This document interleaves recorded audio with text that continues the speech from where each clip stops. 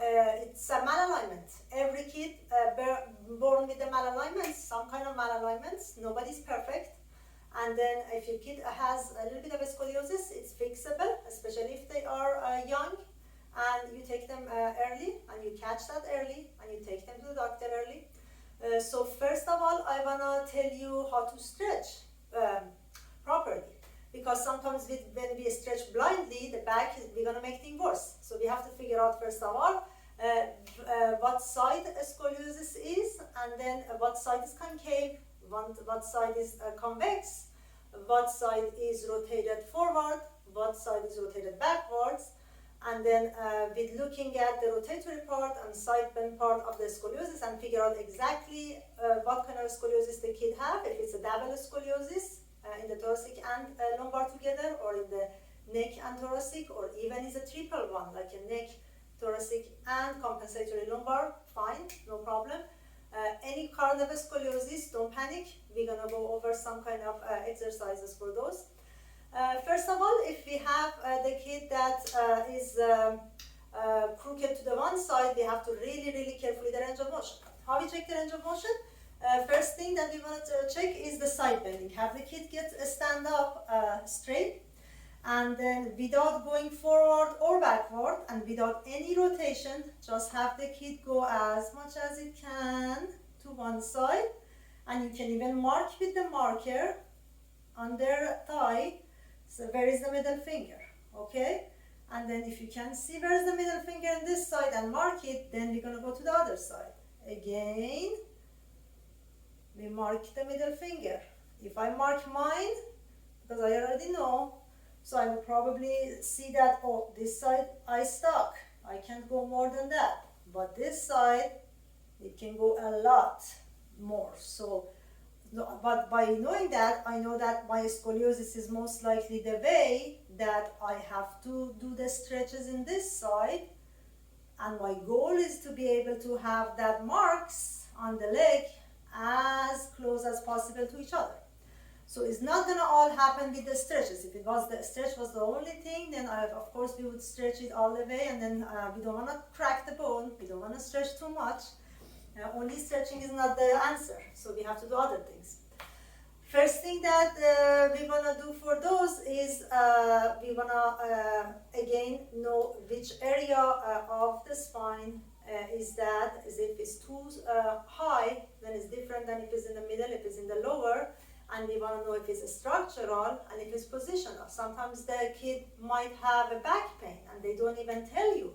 Kids tend to really, in certain age, tend to really not complain of pain, because you're not going to let them play with the other kids or do something like physical and stuff like that. So hopefully the kids like that, because now the kids like the computer more than physical things, but I'm hoping that there's still some interest to the physical things that let the kid don't complain of the pain to be able to continue their physical playing with the others. So if that's the case, then they will say, oh, no pain, but if you really investigate, they might have a back pain in one side. It's usually, sometimes if it's a lower back, they don't want to tell you, and then if it's the lower back there, what they do, if they have lower back in this side, they try to shy away from the pain and bring themselves to the other side. So if they bring themselves to the other side, what happens? You're going to end up with the crooked upper spine. That's simple. So compensatory one. That's not much of the concern. That's like not the structural scoliosis. That's the positional. It might be the concern why they have a lower back issue, but it's not going to be a concern that, oh, they have a structural scoliosis, they have to go to the surgeon eventually to put the rod and fix it. No, that's not the case. So maybe they have some pressure on the disc, maybe they had some issues, some falls, and you never even know about it, and then it caused low back pain, and because they want to shy away from the pain, they bring themselves like this to stay away from the pressure on one side, and they start leaning to the other side, and they get scoliosis. That's simple. Other positional scoliosis cause backpacks. They love to carry everything with them to show off, carry big computers, carry all kind of fancy stuff. Like sometimes they have to carry the textbook. They're told by the teacher, you have to carry the textbooks. Unfortunately, I don't know why they're still doing that with a computer all over and then phones doing everything, but sometimes they still have to carry things. And if they like to carry backpack in the one side, then of course they're gonna like develop that shoulder higher than the other side, as we talked about, the shoulder trying to do that to be able to have enough strength on the upper trapezius muscle to carry that back for them. So they're gonna end up developing positional scoliosis in the upper part. Usually that's the neck and upper back involved on that kind. So, but the most concern if it's a structural, and if it's a structural, it's probably going to respond to some extent to physical therapy, not like fully, but still is going to respond, definitely, especially if they're young. But positional ones completely fixable with physical therapy, no question about it, if it's a positional one. So another part of the positional, if they have a desk in one side, they lean on the desk in one side, they have like some kind of playing, like they have their, I don't know, they play stuff like in one side and they always lean to it.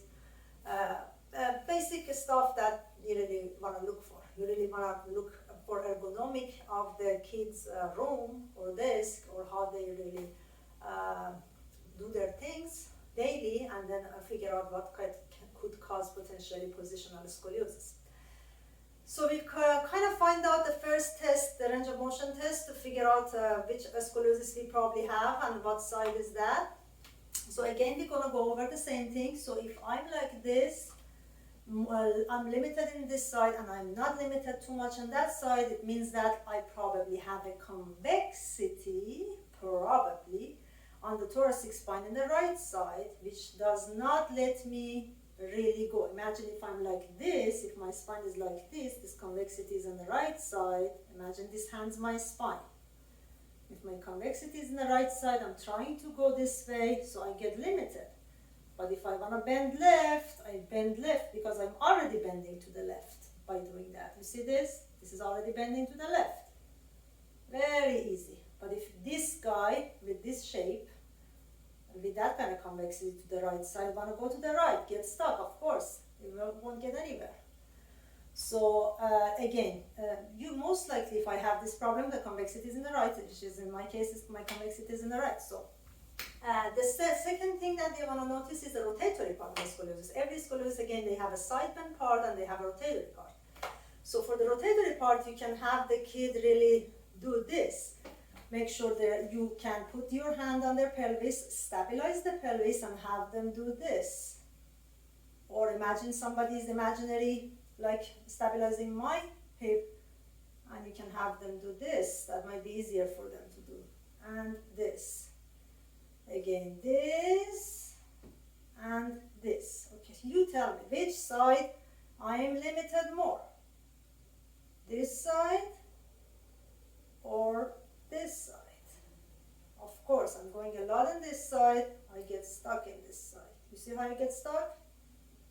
If the kid gets stuck in one side, means that the rotatory part of the spine is this way, so they probably have a rib hump that we talked about. That hump, when they bend forward, is probably towards the right. So you're going to see the hump to the right. So what you do, again, you're going to reverse it. So when they're going to go this way, you don't want to give them a lot of this kind of rotatory stuff, because it's not going to do anything. They're going to get actually worse and worse. They're going to get rotated more and more to this side. You want to try to reverse that gradually, because imagine the spine is formed, the spine wants to refuse that. So you want to go gradually and let the spine rotate to the right side. You want to have the spine learn that motion. And that motor control should happen over time by practicing. So, and this is not the only way, again, that you're going to do this. If you know that your convexity is on the one side, which you know, in my case, my convexity is on this side, you have two things to do. First of all, imagine I'm like this. What I want you to do, I want you to go lean to this side. Okay, so how can I lean to this side? My favorite, big ball. That can come in play. So you can sit here, put your hand like that, and lean like this. Okay? So that could help you to get some stretch in the right side. That's one way to stretch. Okay?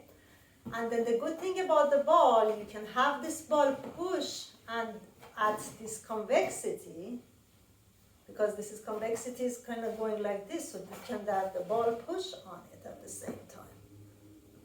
And then do that. That way you're killing two birds with one stone. You are pressing to this side and you're having the stretch on the other side. If you want to make it a little bit more aggressive later, don't go too aggressive at first. If you want to get a little bit more aggressive later, you're going to use that foam roll. Foam roll can be again in different colors and different firmness. Don't make it too firm first. If you want to have a foam roll, you can have a softer first and then gradually go to a more firm one. Mine is a medium, okay? So if you know that your convexity edge of your or angle of your scoliosis is in this side, so you're gonna put that in here. Might be a little painful, and then that can push on that convexity of the spine to make it straight. Can you feel that? I can feel that. You probably can see that. So it's gonna make it push here, so make that convexity become more straight. Okay, that's the first step. You're gonna have the patient hold like this, and the second one you wanna do a little side bend also, right? So you can do that side bend. So again, you're side bending to the side that we know we have issue, but at the same time we are pressing that bone. So we're trying to press on the bone and correct that bony malalignment. So we're killing two birds with one stone again, a little bit more aggressive with the tighter object and harder object. So that's another scoliosis exercise. The other one is going to work more on the rotatory part. What I already showed you in me that when I go this way, I'm gonna be very, very flexible. When I try to punch this way, I can't go anywhere because, again, rotating to the right is my problem, rotating to the left is a piece of cake. So what I'm gonna do, I'm gonna punch 1, 2, 3, 4, 5. 1, 2, 3, 4, 5. 1, 2, you can still do it for 5, you can even do it up to 10 seconds. Okay? Very important. That punching, okay? That's very, very important. And also you can do rotation and side bend together with punching. So in my case again, because my scoliosis is in this side a little bit, I'm exaggerating, I'm not like that yet. But I'll be like that because I stopped growing already. So that's whatever it is, it is. So it's gonna be when I go like this. Imagine my scoliosis in this way. So I don't want to go like this. So I want to go like this, but at the same time I want to go like that. So what I'm doing side bend to the right at the same time with rotation and punching to the left. You can do it this way. Side bend to the right with rotation to the left. Okay? These are very effective exercises, effective stretches for scoliosis. And you really want to correct that scoliosis with this kind of stretches. But only stretch is not the answer. We have to do certain strengthening. We have to figure out what side is the weak problem, and we try to strengthen that part. I just want to make that video short because it might be too boring for you. So I'm going to show you in next video what I mean by the strengthening part of scoliosis. So this is the muscles that we want to stretch, the different part of the stretches. And then if it's in terms of like strengthening, we want to strengthen the weak part. We're going to go over on that strengthening exercise in the next video. Thank you for watching and have a great day. Bye-bye.